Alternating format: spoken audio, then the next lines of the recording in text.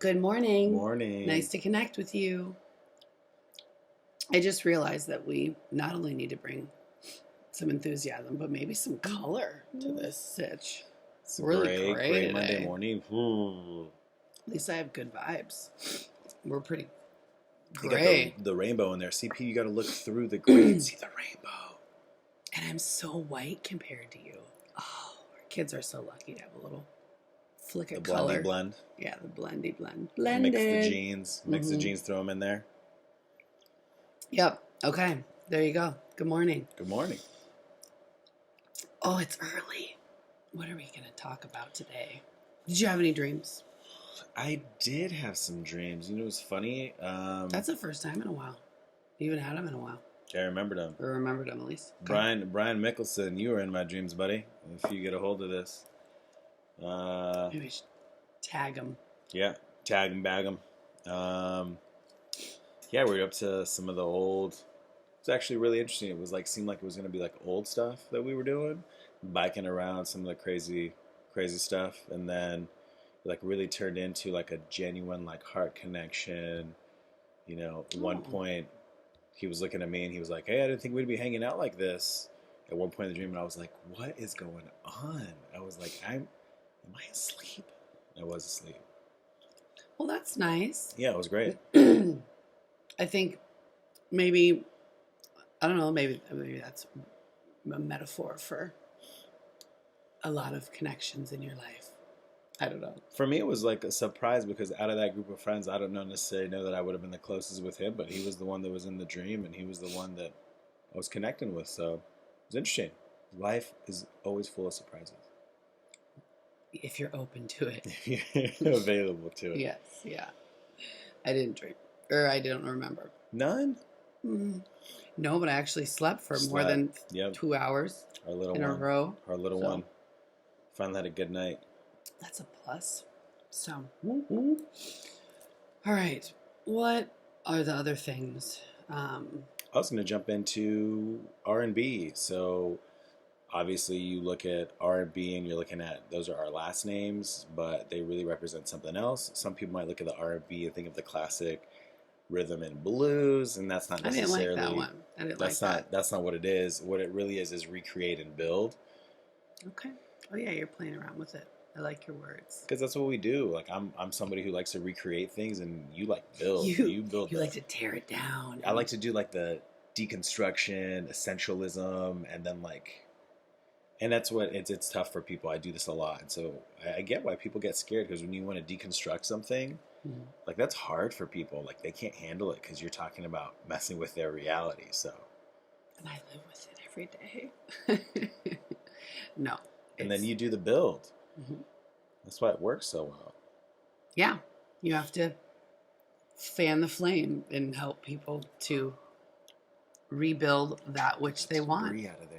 That's how we work. Yep. With, I don't know, in life, and especially with, I think whenever that comes to mind, I just think of patience and working with people and those that come to us for help. I guess it doesn't have to be patience, but that is our unique combination. Yes, it is. So, and it works. It does. It does. It's fun. So that's. I like that. I mean, I thought part of the reason we're doing that too is because we started our 10-day project. Oh yeah, that's today. It's Monday. It's Monday. I don't know what day it is.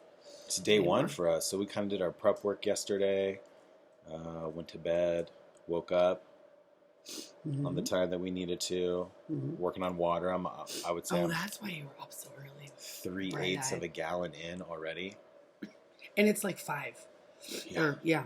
It's 1.5 liters of water already. So. Yeah. We've gotten up and already done quite a bit because that's what it takes. Yeah. And I'm going to mention, I had a group last night. I have a women's circle that I meet with every month, kind of around the lunar cycles. It's pretty cool. But regardless of, it's just a wonderful, supportive group of women that are just so awesome. And we were talking a lot about how we are all in really good places right now. And it was almost like something we didn't want to publicly celebrate because it's kind of not congruent with like the conversation at large. Yep. You know, everyone's freaking out and fearful and does chaos and don't know what to do, and we're all in a place where the common theme last night was, okay, we feel like we have been preparing for this time. Not like we had this premonition, like this was going to happen or something, but just that our lives are lived in preparation for like difficulty or challenge. Because that's just kind of how we are. And also because I think we all view ourselves as like pillars of light just to some degree, whereas beyond just self we have like responsibility. I'll say obligation, but that sounds too or forced, but just to be a pillar of light, to direct, to lead others. And that's what kind of I feel like, and we feel like we're stepping into, is just a lot has allowed for me and us to be at this place in time because we're good. Yeah. Like we feel even more stable and strong and right now. Yeah. And it's a weird thing for some of our colleagues, friends, family to hear. And I don't know, I've been a bit quiet about it, but it's just kind of, it's an interesting place to be. And I really do feel that it's just out of our efforts. And some of it is the project stuff that we want to talk about today and what that allows for. Yeah. And just some of the strategies that we have to let us be as good as we are right now. Well, I would say some of it's also what we've been doing for the last couple of years. We were doing, like, let's say, quote unquote, shadow work, or, you know, deconstructing ourselves and working on ourselves and plugging into these different things, where some people are now stuck at home and they're having to do that stuff because they don't have the busyness like to fill their time, so they're stuck with themselves. Well, it's kind of like boom, hitting people very abruptly. And then being at home is something that we've set up to purposely be here with our kids and have a schedule and a routine where we're able to be here with them. I mean, it's something that we both left, you know, substantial jobs at a high-end clinic to do this. Yeah. So, because it was important to us, and we knew that, especially for where we were in life and where our relationship was, it was like that needed to be nurtured. Yeah. That needed to have time set aside, regardless of anything else, because we were building a family and we're, you know, kind of in this like fresh starting point in our world, our lives together. And stuff was just feeling like shakeable or like unsteady. Yeah. And that's where I felt the urgency to say, okay, something's got to change. We've got to like really, really give this focus so that it can be rock solid. No crisis can tip us. That's what I've always wanted. Yeah. With us, is just like somebody comes in and tries to F with us, you know. It's like, go try. You know, you can't shake us. Yeah. And I do feel like we're there. Yeah. Oh yeah. More. I couldn't have said that a year ago. No. I couldn't maybe said that 6 months ago. But I think you make the cracks, like you do cracks. Forget who does this quote or where it comes from, but it's like the cracks is what allows like the light to come in. So that's roomy. The wounds. That's right. You break stuff to allow, I'm sure it's like kind of like Oprah light to come in. Deepak too, you know. And so everything that you're even talking about, like with your women's circle, that's a shout out to Heather Paulson. Oh, she's so beautiful. She's amazing. She's plugging into a lot of great work. And then Steve Jobs is the one who obviously you can't connect the dots looking forward. You can only do it looking back. And so as we're all coming to this moment, like what ends up happening is so many of us are sometimes if you have the awareness, you can see what's being presented in front of you and realize everything that you went through has made you like perfect for this moment. And if you can have that awareness and plug in, it's like, boom, it's there.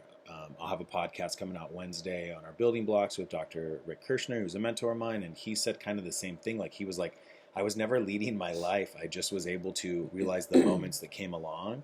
And like everything that I had been trained for, had done up to that point, was like, I was perfect for that. And so knowing that, and then knowing when to step in and be like what you have been like trained for to do, and it's a no-brainer. Like if you can just get this out of the way and just be like, oh yeah, I don't know, it's a kind of interesting way to look at this time. Just think, where are you? And okay, so on the flip side, where are you? If you're feeling, okay, and kind of leaning into that, and almost prideful of, okay, I've done some things to get here. And on the flip side, where are you? I am losing it, and I am, feeling very disconnected and lost and hopeless. Like, maybe kind of explore that a little bit and think, well, have I done up until this? Because yes, I do not mean to downplay the like gravity and the epicness of what is going on, but there's always something Yeah. going on. And I think we were talking last night that like we all have crises in our worlds. The uniqueness of this moment is that the crisis is common for like everyone on the planet. Like we're all experiencing this one fear simultaneously. So that doesn't, like, even 9/11, like, sure, that was, that echoed throughout our nation and the world, but like it was really, New York. And because in Arizona we didn't have the fear at our front door. So it's a very common experience. Therefore and then the media and everything is just this huge thing. But we all have stuff. I mean, we have divorce and death and loss and jobs and just all the time. We were talking last night, like all the shit we've all been through. And it's like, pandemic, bring it. Like, so many other things that have happened to a lot of these women and myself this just doesn't seem like too much. So yeah, if you're in a difficult place right now, consider what that means for how you're living your life, how you're setting yourself up to be resilient and stable or not. And then just kind of like think of how to, I don't know, reframe that and restructure that a little bit. Yeah, I like that word gravity that you use, because I think the reality is the gravity is always there. No matter what situation is coming along, like right now, it's like, COVID-19 or SARS-CoV-2, whatever you want to call it at this point. And the thing that's so interesting about our daughter calls it the sickness. The sickness. It's a scary movie. She's like, is the sickness over? It's been for so long, Mama. I want to go to the museum. No, she just wants to go out and play somewhere, and everything's closed. Can Daddy go fix it? You're the fixer. Okay, keep going with the gravity. So, but like what's interesting is like, let's talk about gravity's always there. Now, whether you decide to pay attention to it or not, it's always there. So every situation is always coming along. There's going to be some gravity to it. Now, it just matters how much you want to pay attention to it. And so I would say for us, like if you want to balance things of self and world, so that's like your inside outside, awareness is your driver of yourself. So this is super important. If the gravity's there and you have awareness of it, great. That allows you to now process up through a few of our assemblers to get to your processor here, which is actually awakening. And this is like when this gets out of the way, and then that translates across to world in the processor, and that's consciousness. And that's what allows you to then lead to enlightenment. This isn't something you're doing for yourself, but like just what happens right now, what I'm talking about, the gravity of what Dr. B is talking about is right now COVID, and it has everyone's attention. That's why it's so powerful right now. Because everyone is not only just like paying attention, they're aware of it, and they're just realizing that things are different, things have changed. This epidemic, this virus has gotten everyone's attention for whatever reason. If you're not worried about it, whatever it is, but that's why it's so big and powerful right now. Everybody is paying attention. Everybody is turned on. You're not unplugged. Some people are still doing this for right now. Their social media. We'll see how long it lasts. But everybody's like, from that tunnel vision, it's kind of you're kind of going, whoa. Yeah, and we're turned on to like self, because we're all stuck at home with ourselves. And our commitment to each other, because if you go out and stand too close to somebody, you're an asshole, pardon me. Like that guy that ran from us yesterday. So it's a consideration of like both those entities very, very powerfully. That's cool. I didn't think about it like that. Yeah. Well, what did we just see? Like there was a group of people down right here on the Greenbelt, 7, 8 people, and I think that we don't know exactly. It looked like maybe like a birthday celebration. It was some kind of gathering, get together. They were having a good time. They were being super Very great. like Age of Aquarius, if you saw their Yeah. outfits. I mean, they were had just like a baseball bat and a ball. meditating. Everybody was swinging, hitting ball. There's, I believe somebody was in a wheelchair. So like, I mean, they had a great gathering. It was a great Yeah. group, and people are still, socializing and doing all that stuff. Yeah. So that was very cool. Okay, jump into our project stuff. 10-day project. Okay, so we kind of prepped it a Just little because bit. what we're doing, that's what we're gonna do, and why we're gonna do it, and then let's see what happens. So if you go print this, you'll get it. It looks terrible. Oh, that ring light. You can see that so good. So what you can see is you want to fill in like a concern or... Well, if we were a little more professional, it would we'd have a video where Boom. it edit it. We'll get right? there, guys. Give us some time. Sorry. Give us some time. We're just at the starting blocks. But so whatever your concern is, I was gonna put even after our video yesterday, productivity was gonna be one of mine, but presence is like now gonna be one of. Oh, one of your. This is an exercise, a handout that we have that we, work with people, with patients, and whoever we're working with, but it's basically engaging in 6 tasks for 10 days, to and they're the simple, unsexy things that are foundational for kind of shifting you and resetting you. And they involve the 6 focal points for us, which are rest, act, nourish and remove, and then self and world. And just 6 tasks. And they're in a sheet where I feel like having some type of sheet, if you're going to do a challenge or a project or whatnot, and like putting it up on your fridge or something, it just helps me to check it off or remind me. And one other detail about this, we call it a project because it's, I don't know, a challenge is like, let's do it and then be done, and 30 days, lose 30 pounds in 30 days. And I didn't care for that mentality as much, as more so just the whole project-based learning that we talk about, and how, application and implementation, and just kind of allowing for almost when you're doing something, and then if it's a difficult process or if you miss something, like what's your response to that? It's just a lot of learning through doing versus challenge. Oh, I messed it up. Start back from the beginning. Terrible. Failure. So it's just kind of all about learning. What is in control too? I talked about this last night. Is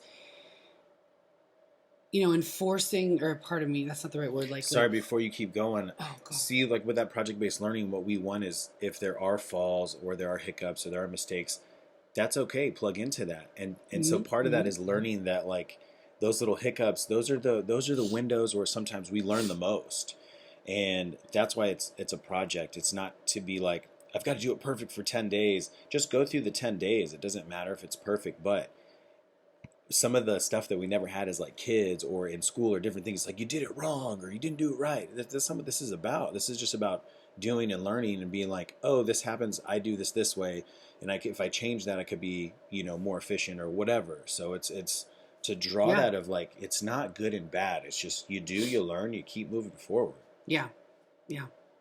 I like that.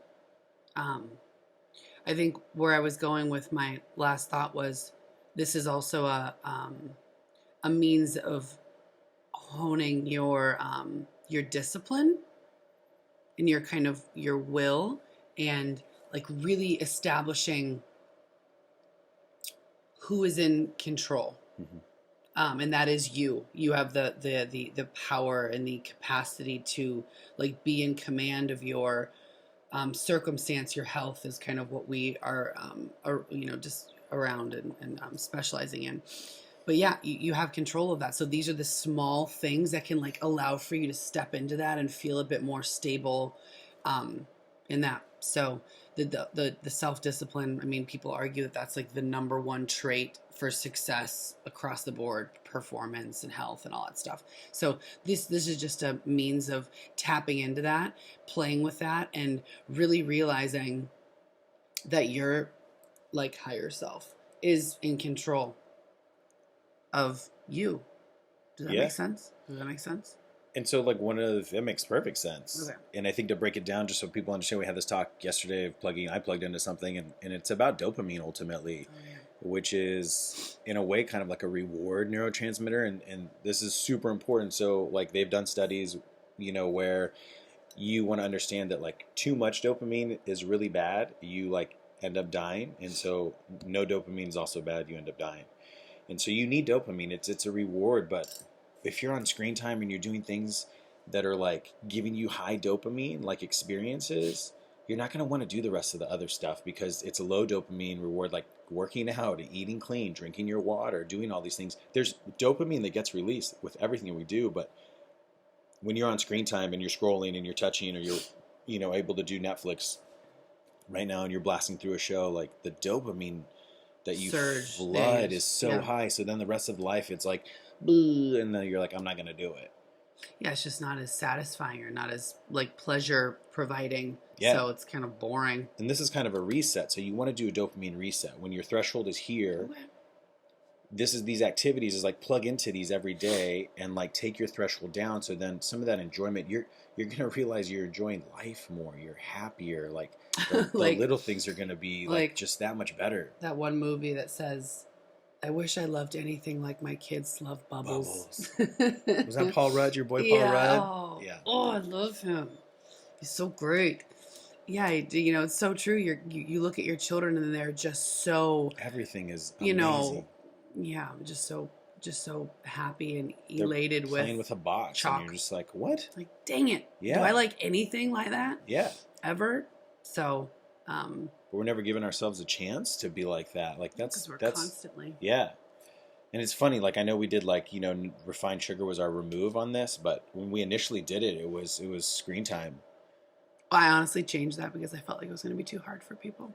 And I was trying to allow for this to be applicable across the board. So, and honestly, like play around with it. It really is about these 6 areas. And when we work with people, there's so many more layers, and we actually like discuss like what would be most beneficial for them to like implement in. So these are very general as are, things that you're putting out. But just take it. The public. first time you do it just the way it is. Yeah. Do it just the way it is. And the next time, and that's Just why see. it's a 10-day block, because it's 10 days is not that long. You can do it. And the reason we call it a block is because you compartmentalize, and then when you're done with the 10 days, look at what you learn and then be like, you know what, I'm going to do a second set of 10 days. And keep going. You can add those blocks together. Those are like the building blocks of like what we're talking about. Yeah. So here we go. We're doing it.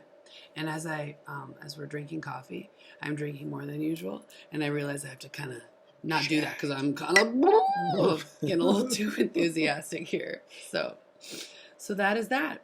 Thank you for listening. Happy Monday. Happy Thanks week. for talking. Yeah.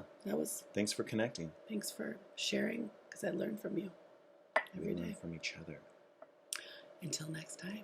And then our real teacher's going to wake up in a little bit and really I think she's waking teach up right us. now.